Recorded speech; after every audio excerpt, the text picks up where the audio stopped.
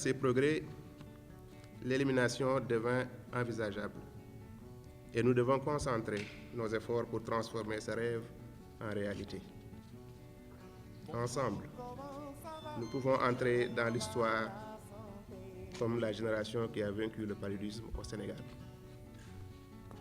Ce rêve, je me l'approprie et vous engage à en faire autant. Unis, nous pourrons vaincre le paludisme. Les résultats déjà obtenus l'ont été grâce à l'engagement à nos côtés, à des niveaux jamais atteints, des partenaires techniques et financiers.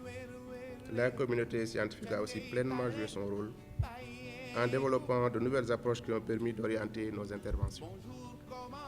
Nous avons l'obligation d'investir nos ressources humaines et financières dans des interventions à efficacité prouvée et à haut impact.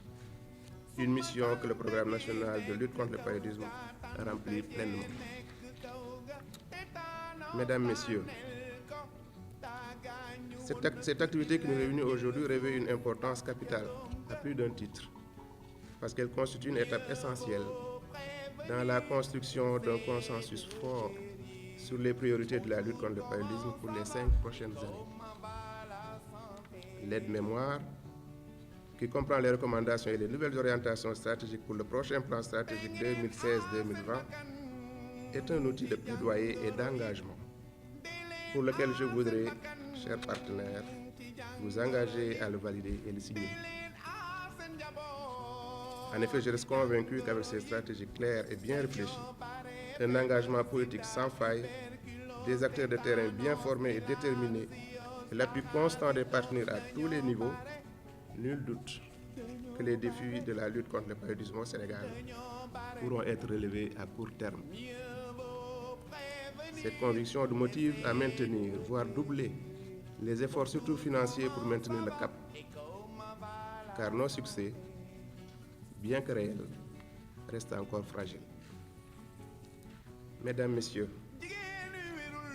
pour sa part, le gouvernement du Sénégal, sous les directives du chef de l'État, son Excellence M. Macky Sall, ne ménagera aucun effort pour maintenir notre pays sur la voie de l'élimination du paludisme. Je ne saurais terminer sans magnifier encore une fois le partenariat technique et financier dont nous bénéficions à cette fin et remercier particulièrement l'Organisation mondiale de la santé, le partenariat Rollback Malaria, l'UNICEF et le gouvernement des États-Unis d'Amérique à travers le projet PMI mis en œuvre par l'USAID et le CDC Atlanta. J'exprime également notre gratitude au Fonds mondial ainsi qu'à l'ensemble des ONG, du secteur privé et les partenaires nationaux et internationaux pour leur appui constant à la lutte contre le paludisme au Sénégal. Le Sénégal, par ma voix, réaffirme son engagement à ne ménager aucun effort pour accroître autant que possible les ressources allouées à la santé en général et au paludisme en particulier. Zéro palu, je m'engage pour un Sénégal émergent sans paludisme. Je vous remercie de votre attention. Le Sénégal a enregistré durant les 4 dernières années des progrès remarquables dans la lutte contre le paludisme. Nous le voyons à travers certains indicateurs comme la baisse de mortalité, qui est vraiment une baisse significative, où les taux de mortalité ont presque diminué de moitié. Aussi au niveau de l'incidence qui montre le nombre de nouveaux cas de paludisme dans le pays, on a vu qu'il y a eu une réduction significative. Cela montre combien le programme national, le ministère de la Santé, les différents acteurs sont engagés. C'est un exemple à suivre au niveau des différents pays africains. En tout cas pour l'OMS, c'est vraiment un modèle. Et dans la prévention, dans la prise en charge, mais aussi dans l'engagement communautaire et dans le partenariat.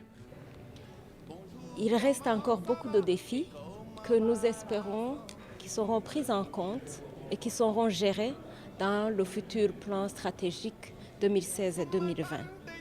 Nous pouvons citer notamment les questions liées à l'utilisation des moustiquaires imprégnés à longue durée d'action. Les moustiquaires ont été beaucoup disponibilisés au Sénégal pendant les dernières années.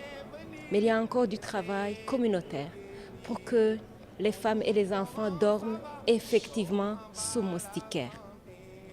L'utilisation des moustiquaires, c'est la grande question.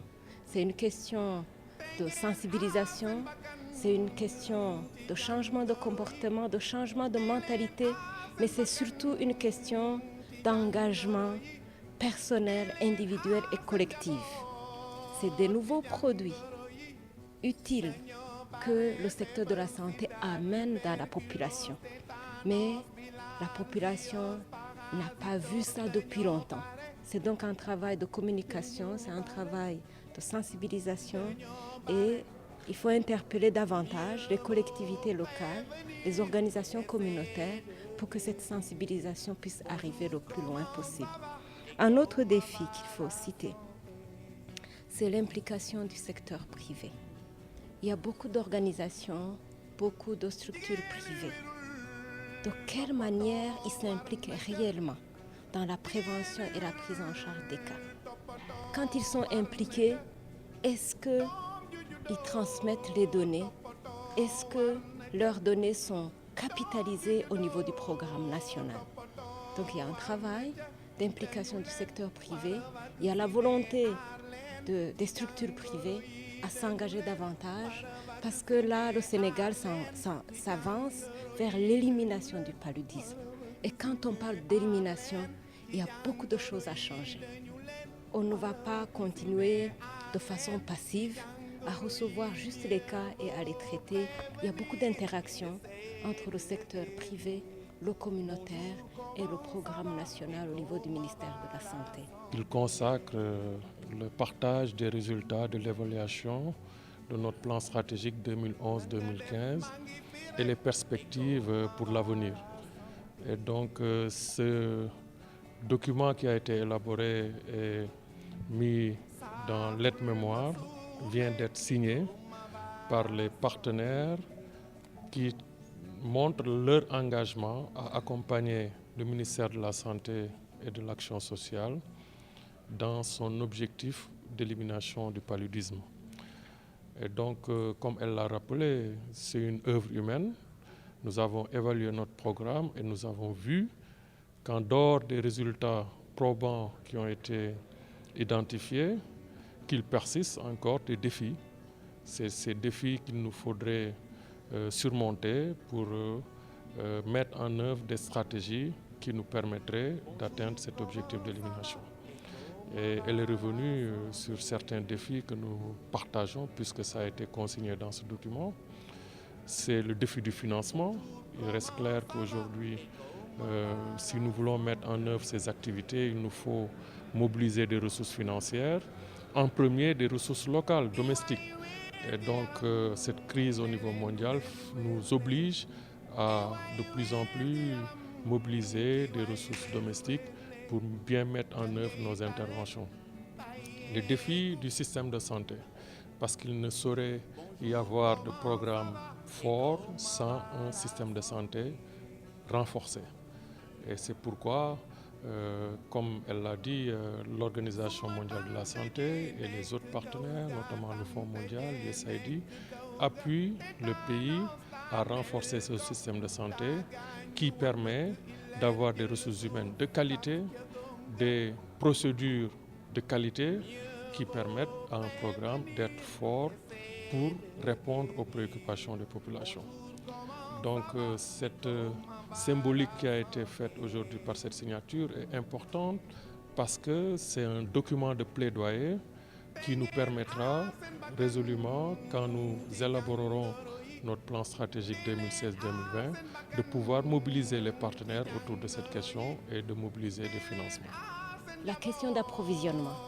Le Sénégal a avancé beaucoup et on peut dire que c'est parmi les pays qui maîtrisent le mieux le circuit d'approvisionnement, que ce soit les antipalus, les ACT, que ce soit les moustiquaires, que ce soit les tests de diagnostic rapide. Mais on voit par moment quelques problèmes. Il n'y a pas eu beaucoup de rupture de stock si on s'en tient à l'évaluation qui a été menée durant les 3 derniers mois. Mais il faut voir par moment des ruptures de stock sur les médicaments de prévention comme le sulfadoxine pyrimétamine. Il faut chercher pourquoi il y a quelques ruptures de stock.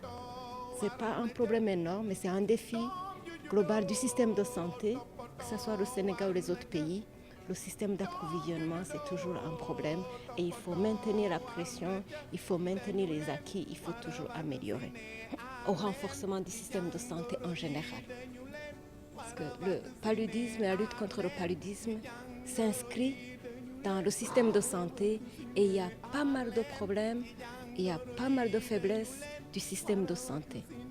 Que ce soit les questions de ressources humaines, que ce soit les questions de financement de la santé. Et là, les partenaires insistent sur l'augmentation du financement domestique. Il faudrait que le pays s'engage davantage à financer.